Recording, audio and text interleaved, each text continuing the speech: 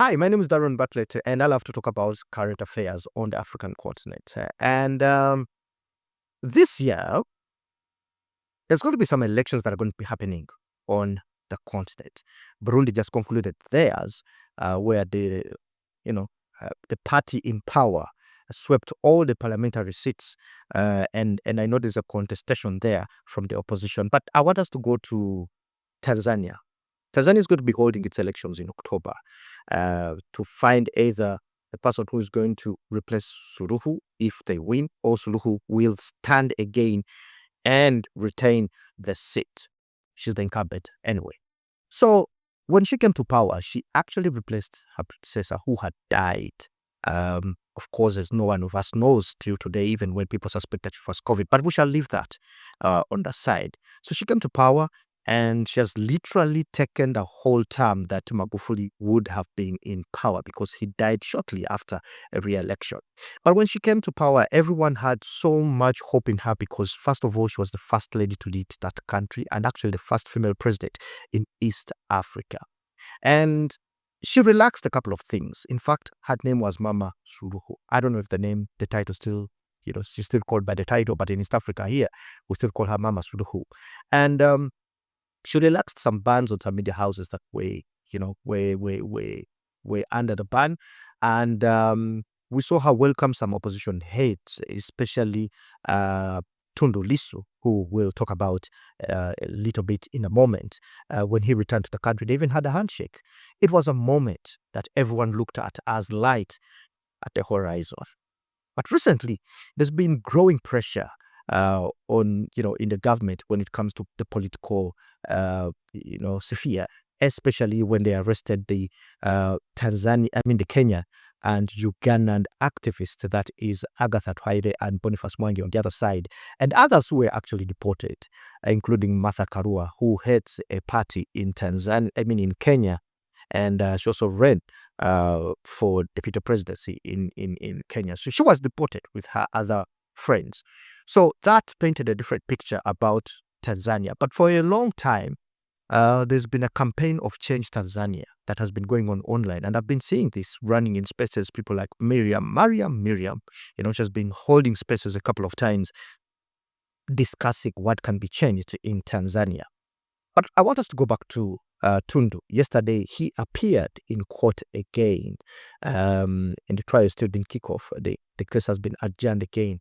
But what got him there is because he was arrested, and charges of treason were placed on him, which are the toughest charges ever placed on him, because in 2017 he was still arrested for some other cases which were sedition, and twice actually in the same year he was taken to court for those charges, sedition.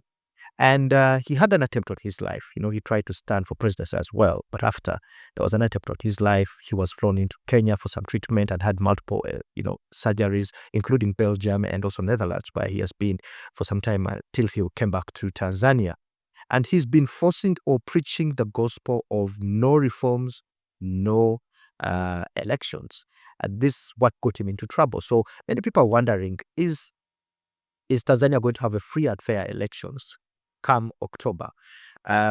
Will Tundu be allowed to stand against President Suluhu, or won't he?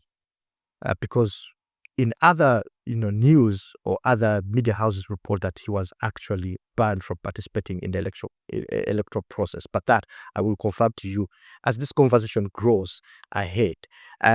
So yesterday he was in court and he said that he is going to represent himself because the regime has denied him access to his lawyers. As a matter of fact, he says his prison cell is one that criminals that are going on a death sentence, are put, and he says that it has surveillance. People are watching him every night and day. That is his statement. So he feels that first of all, his expression is that the elections will not be free and fair.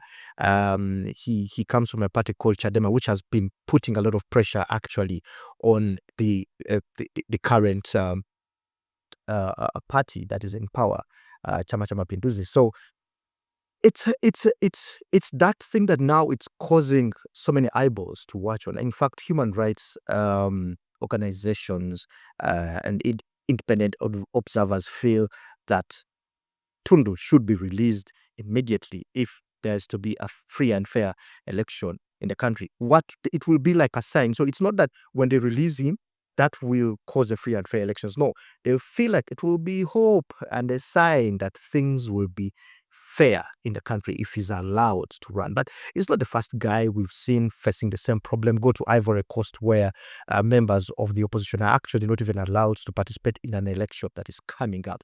So it looks like it's just the same song sung in different countries. Opposition members in Ivory Coast are not allowed to participate in an election. And also what we hear from Tanzania is that some members from the opposition will not be allowed to participate in an election. So the Tanzanian election is one that you have to keep your eyes on, because the first female president of the country or in East Africa may well be, actually, if all goes as planned, because no one knows, but will be on the ballot paper if all goes as planned. Or will she serve on the one term, or will she now be elected in her own right as a person who is standing on a ballot paper? So it's a thing to watch out for, but the pressure is building in Tanzania. My name is Darren Baklete, and I will see you in the next one.